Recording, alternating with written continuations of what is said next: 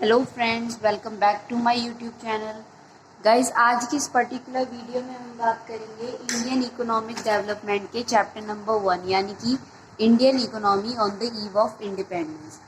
Okay, so इस chapter में हम जो टॉपिक्स कवर करेंगे वो हैं introduction, low level of economic development under colonial rule, third है एग्रीकल्चरल सेक्टर्स एंड फोर्थ है industrial sectors. So without wasting any time let's start.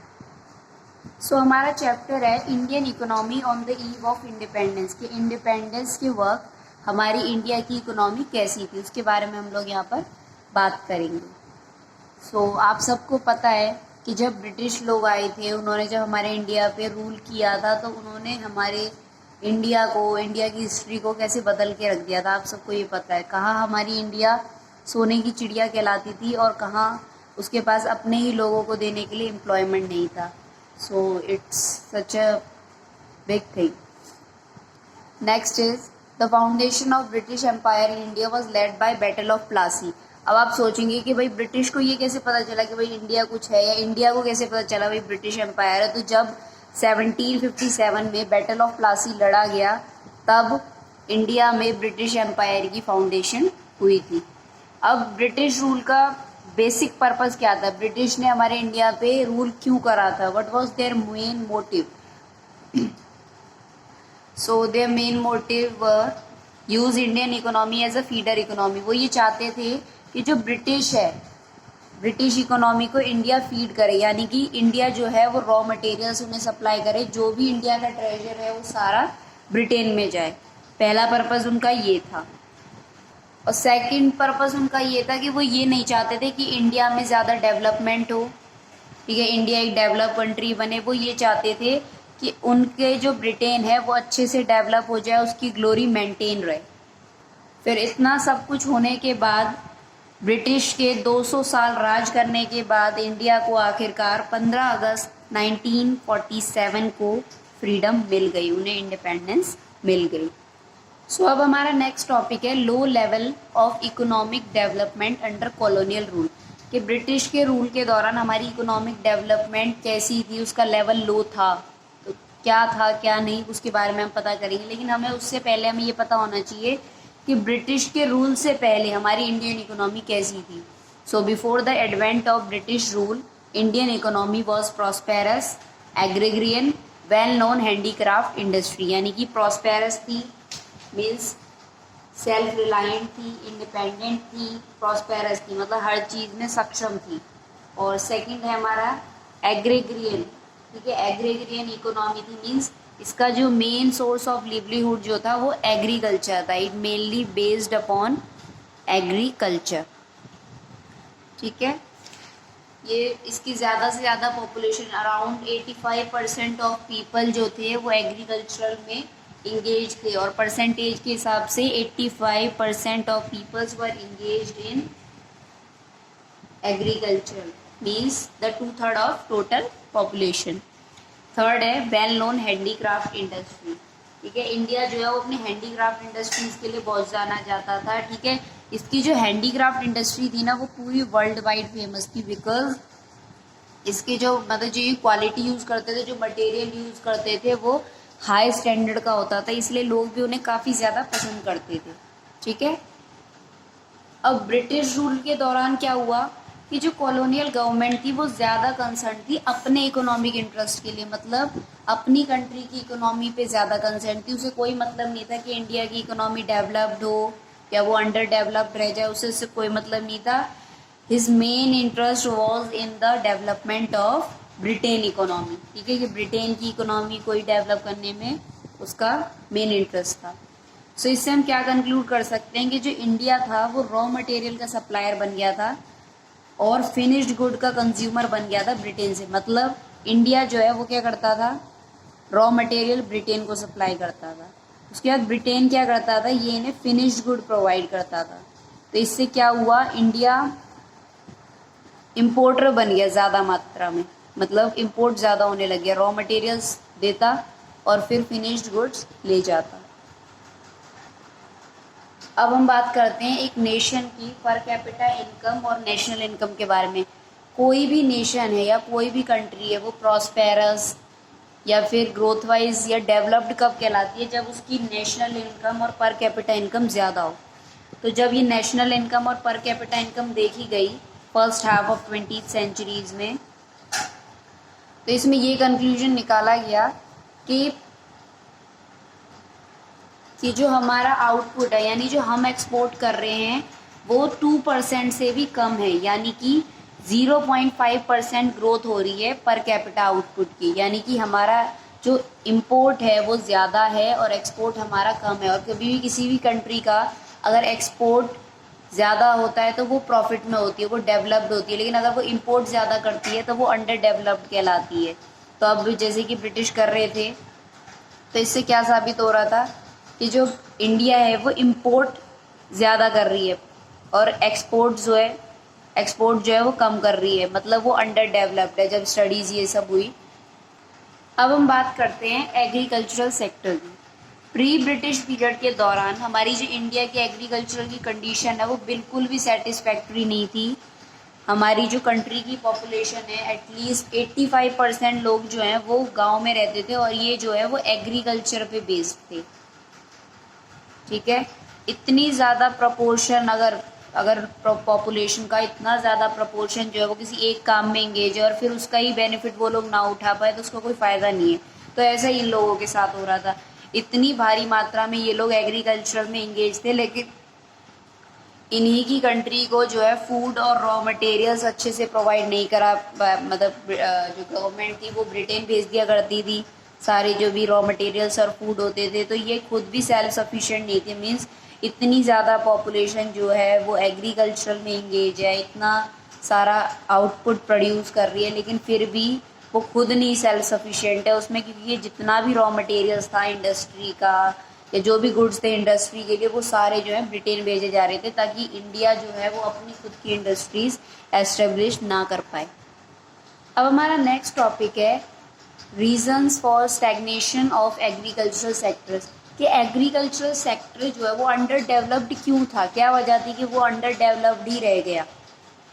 तो इसका पहला रीज़न है लैंड सेटलमेंट सिस्टम। ये जो लैंड सेटलमेंट सिस्टम है ये इस स्टैग्नेशन का बहुत ही इम्पॉर्टेंट रीज़न है, क्योंकि इस सिस्टम में क्या हो गया था, ज़मींदारी आ गई थी, ज़मींदारी एस्टेब्लिश कर दी थी कॉलोनियल गवर्नमेंट ने।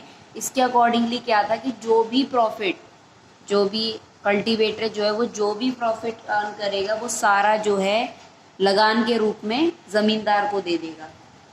ठीक है, ज़मीन और ये जो ज़मींदार हैं ये जो इन लगान्स को कलेक्ट करके कॉलोनियल गवर्नमेंट को पकड़ा देंगे। ठीक है, और इन लगान की और ये सारी चीज़ों की जो है वो एक फ़िक्स डेट होती थी। अगर कोई ज़मींदार उस फिक्स डेट पे डिपॉजिट नहीं कर पाया, उस फिक्स्ड डेट पे जितना भी लगान उसने वसूला है हर किसी से वसूल नहीं कर पाया, तो उसको उसकी ड्यूटी से हटा दिया जाता था। एज अ रिज़ल्ट कि वो जो भी ज़मींदार होता था वो भी अनएम्प्लॉयड हो जाता था।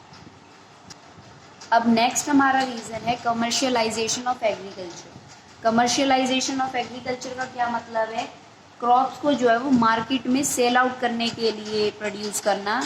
इसका मतलब है कि जो क्रॉप्स उगेंगी वो सिर्फ मार्केट में ही सेल होने के पर्पज़ से ही करेंगी, उसको वो जो है वो कल्टीवेटर सेल्फ कंज्यूम नहीं कर सकते, मतलब खुद उसका एक पार्ट भी कंज्यूम नहीं कर सकते, उसका एक पार्ट भी अपने पास नहीं रख सकते, वो सारा जो है वो मार्केट में सेल आउट होने के लिए ही जाएगा।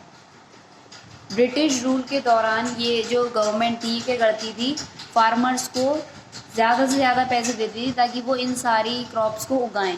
अब आप सोचोगे भाई क्रश फार्मर्स को ज़्यादा से ज़्यादा पैसे दे रहे हैं तो उनकी इकोनॉमिक कंडीशन सुधर जाएगी, ऐसा नहीं होता था, क्योंकि जो वो क्रॉप खरीदवाते थे वो होती थी कैश क्रॉप्स, जो कि महंगी होती हैं, उनके सीड्स भी महंगे होते हैं, तो इसीलिए उनके पास कुछ भी नहीं बचता था। इससे उनकी इकोनॉमिक कंडीशन वैसी ही थी जैसे पहले थी, यानी worst. Now our next reason for stagnation of agricultural sector is low level of productivity। ठीक है, low level of productivity means कि जो कल्टीवेटर्स थे उनके पास ज़्यादा टेक्नोलॉजी नहीं थी, ज़्यादा इरिगेशन फैसिलिटीज़ नहीं थी, बहुत ही कम यूज़ करते थे फर्टिलाइजर्स का, तो इनसे क्या होता था, बहुत ही लो प्रोडक्टिविटी होती थी। लेकिन उनके पास इतने पैसे भी नहीं होते थे कि वो थोड़ा बहुत इन्वेस्ट करके कुछ कर सके, इसीलिए यही सारा रीज़न था कि उनकी जो प्रोडक्टिविटी है वो बहुत ही ज़्यादा कम होती। अब नेक्स्ट हमारा रीज़न है scarcity of investment. Scarcity of investment में क्या होता था, जैसे कुछ भी हो जाता था ना, जैसे कि आपकी फ्लड आ गई, या फिर अगर आपको टेरेसिंग करनी है, ड्रेनेज करनी है, या कुछ भी अगर ऐसा होता था तो मतलब इंडिया के जो कल्टीवेटर होते थे वो कुछ भी नहीं कर पाते थे, क्योंकि उनके पास पैसे ही नहीं होते, तो वो इन्वेस्ट नहीं कर पाते थे। कुछ बड़े बड़े फार्मर्स या रिच फार्मर्स जो थे वो क्या करते थे, क्रॉपिंग पैटर्न्स चेंज कर लेते थे, फूड क्रॉप से कमर्शियल क्रॉप्स उगाने वो लोग शुरू कर देते। लेकिन जो छोटे फार्मर्स हैं, टेनेंट्स हैं, शेयर क्रॉपर्स हैं, ये कुछ नहीं कर पाते थे, क्योंकि इनके पास पैसा ही नहीं था जो जिसका यूज़ करके ये जो है अपने एग्रीकल्चर की प्रोडक्टिविटी को बढ़ा सकें। अब मैंने एक वर्ड बोला था शेयर क्रॉपर्स। अब आप लोग कंफ्यूज हो गए कि शेयर क्रॉपर्स होता क्या है। तो शेयर क्रॉपर एग्रीकल्चर की वो फॉर्म होती है जिसमें एक लैंड ओनर जो है वो एक छोटे फार्मर को, एक स्मॉल फार्मर को, जो एक पुअर फार्मर है उसको अपना लैंड दे देता है और कहता है कि जो भी क्रॉप तुम उगाओगे, जो भी तुम्हें उससे प्रॉफिट होगा, तुम्हें मुझे उसका एक पार्ट देना होगा। ये होता है शेयर क्रॉपिंग। अब हम बात करते हैं इंडस्ट्रियल सेक्टर्स की। आपको पता है कि प्री ब्रिटिश पीरियड के दौरान ज़्यादातर जो लोग थे हमारे वो एग्रीकल्चरल सेक्टर में ही एम्प्लॉयड थे, लेकिन कुछ लोग ऐसे थे जो कि इंडस्ट्रियल सेक्टर्स में भी थे, क्योंकि इनकी जो हैंडीक्राफ्ट इंडस्ट्रीज थी वो काफ़ी फेमस थी। मैंने आपको पहले ही बताया, ये बहुत अच्छा क्लोथ्स, बहुत अच्छा मटेरियल यूज़ करते थे, जिसकी वजह से काफ़ी फेमस थे। Around 15% of India's population was employed in the industrial sector. ठीक है, जैसे मैंने आपको बताया कि 85% लोग जो है वो एग्रीकल्चर में थे, तो 15% लोग जो थे वो इंडस्ट्रीज़ में थे। लेकिन जब ब्रिटिशर्स आए तो ये हमारी जो इंडस्ट्रियल सेक्टर्स थे ये बिल्कुल ही पुअर हो गए, इनमें कोई भी इन्वेस्टमेंट नहीं होती थी, कोई भी रॉ मटेरियल जो है वो इनमें नहीं लगाया जाता था। तो आइए अब जानते हैं कि इनके क्या क्या रीज़न्स हैं, क्यों ये जो इंडस्ट्रियल सेक्टर है ये पुअर हो गया। सो पहला रीज़न है डी इंडस्ट्रियलाइजेशन, यानी decline of handicraft industry. British की जो गवर्नमेंट थी उन्होंने सिस्टमेटिकली इंडिया की हैंडीक्राफ्ट इंडस्ट्री को बिल्कुल ख़त्म कर दिया और ये कह दिया कि कोई भी मॉडर्न इंडस्ट्री बेस जो है वो अलाउ इंडिया में नहीं की जाएगी। ठीक है, इससे इनके दो मोटिव थे। पहला ये था कि इन्हें जो है वो इंडिया के जो रॉ मटेरियल्स हैं वो चीप रेट्स पे मिल जाएंगे, जिससे वो जिनका यूज़ ये जो है वो अपने ब्रिटेन की डेवलपमेंट में करेंगे, अपने ब्रिटेन की प्रोडक्शन में करेंगे। और सेकेंडली ये था कि अगर ये लोग अपना रॉ मटेरियल जो है वो इंडिया की इंडस्ट्रियल सेक्टर्स में लगा देंगे तो इनके ब्रिटेन्स को कोई फ़ायदा थोड़ी ना होगा। तो इसीलिए इसने मना कर दी थी कि मतलब कोई भी इंडस्ट्रियल सेक्टर्स नहीं होगा, सब एग्रीकल्चर सेक्टर्स में ही काम करेंगे, ताकि ये जो है रॉ मटेरियल ब्रिटेन पहुंचा सके और ब्रिटेन फिर इन्हें फिनिश्ड गुड्स पहुंचा सके। इसके ये दो मोटिव थे डिसेंट्रलाइजेशन के। सेकंड है adverse effect of decline of handicraft industry. अभी जो हैंडीक्राफ्ट इंडस्ट्री है जब ये ख़त्म हो गई तो इसका हमारे इंडिया पे क्या फ़र्क पड़ा। पहला तो ये हाई लेवल ऑफ अनएम्प्लॉयमेंट, सब बहुत भारी मात्रा में जो है वो अनएम्प्लॉयमेंट हो गई, क्योंकि काफ़ी लोग अराउंड 15% लोग तो जो थे वो इस इंडस्ट्री में थे, तो ये सारे लोग जो है वो अनएम्प्लॉयड हो गए। और सेकंड ये हुआ कि फिनिश्ड गुड्स का हमारी कंट्री में काफ़ी ज़्यादा इंपोर्ट होने लग गया, जिससे हमारी कंट्री जो है वो अंडर डेवलप कहलाने लगी। नाउ थर्ड रीज़न है lack of capital goods industry. Capital good industry वो इंडस्ट्रीज होती हैं जो मशीन टूल्स बनाती है, जिन टूल्स का यूज़ करके हम ऐसी मशीन्स बनाते हैं जिनसे हम आगे की चीज़ों को कंज्यूम कर सकें, आगे की चीज़ों को बनाने में हम हेल्प कर सकें। ठीक है, तो ब्रिटिश रूल के दौरान यहाँ पर बहुत ही कम ही कैपिटल गुड्स इंडस्ट्री थी, ताकि मतलब इंडिया में ज़्यादा इंडस्ट्रियलाइजेशन ना हो, इसलिए ब्रिटिश ने बहुत ही कम कैपिटल गुड इंडस्ट्रीज छोड़ी थी। ठीक है, सेकंड ये था कि ब्रिटिश के जो रूलर्स थे वो बिल्कुल भी नहीं चाहते थे कि इंडिया जो है वो इंडस्ट्रियलाइज सेक्टर में या फिर इंडस्ट्रियल सेक्टर में बिल्कुल भी पार्टिसिपेट करे, क्योंकि वो ये चाहते थे कि हमारा जो इंडिया है वो हर काम के लिए, हर चीज़ के लिए, चाहे वो गुड्स हो, फिनिश्ड गुड्स, सारी चीज़ों के लिए जो है वो ब्रिटेन पे डिपेंडेंट हो जाए। सो अब हमारा है फोर्थ रीज़न है लो कंट्रीब्यूशन टू जीडीपी। ठीक है, अब हमारी इंडस्ट्रियल सेक्टर्स ही नहीं थे तो जीडीपी किस पे लगाते, जीडीपी किससे लेते, तो ये जो इंडस्ट्रियल सेक्टर्स थे हमारे और जीडीपी जो है वो ब्रिटिश के रूल में हमारे बहुत ही कम ही रहे। ठीक है, नेक्स्ट रीज़न है हमारा limited role of public sector. ठीक है, limited role of public sector ही मेजर ड्रॉबैक है हमारे इंडस्ट्रियल सेक्टर का, क्योंकि हमारे जो ये जो पब्लिक सेक्टर्स हैं वो हमेशा railways, power generation, communication, ports और मतलब बाकी के डिपार्टमेंटल अंडरटेकिंग्स में रह गए। इन्होंने इंडस्ट्रीज़ में कभी इनिशिएटिव लिया ही नहीं और अगर लेना चाहा तो ब्रिटिश ने इन्हें लेने नहीं दिया। ठीक है, तो इससे हम कह सकते हैं कि हमारा जो इंडिया है वो इंडस्ट्रियल सेक्टर के मामले में हमेशा बैकवर्ड ही रहा है। ठीक है, और एग्रीकल्चरल सेक्टर के मामले में हमेशा आगे रहा है। ठीक है, so that's all. So here we end up the part 1 of chapter 1 of Indian economic development. So guys, if you like this video, please hit the like button, share it with your friends, comment me the best part and do subscribe my channel and don't forget to turn on the notification. Thank you.